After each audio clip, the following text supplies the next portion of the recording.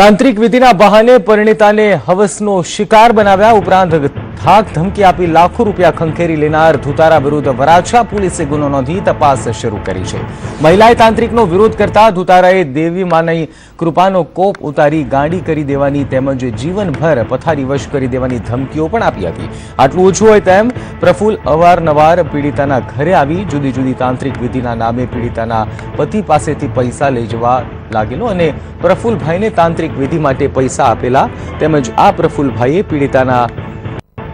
પતિ પાસેથી તેમની વાડીમાં કૂવો બનાવવા અને ઘર બનાવવા માટે ઉછીના પૈસાની માંગણી કરતા પીડિતાના પતિએ આ પ્રફુલ્લભાઈ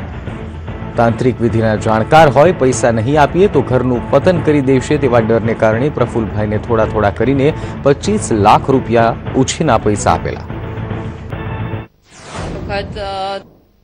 પહેલી વખત તેમના ગામ હું ગયેલી ત્યારે મારી સાથે આ કૃત્ય કરેલું એણે, પછી બીજી વખત મારી ઘરે આવ્યો ત્યારે પણ એણે મારી સાથે આ કૃત્ય કરેલું અને જ્યારે જ્યારે તે કૃત્ય કરતો ત્યારે મને ધમકી એવી આપતો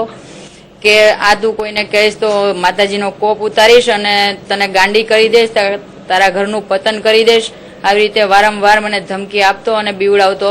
એટલે અમે ભગવાનને વધારે માનતો હોવાથી તેની બીકને હિસાબે મારા પતિને પણ મેં આ વાત કરેલી નથી અને બીમારીના હિસાબે અમે વારંવાર તેમની પાસે જતા, વારંવાર અમારી ઘરે આવતો જતો। પૈસા કેટલા લીધેલા તમારી? મારા પતિ પાસેથી ને મારી પાસેથી કમસે કમ મારી પાસેથી 25 લાખ રૂપિયા એને લીધેલા છે નિવેદ પ્રત્યે। એની પાસે જે મહિલાઓ ઉપચાર માટે આવતી હતી એમનો થોડોક સમય ઉપચાર કર્યા બાદ એમને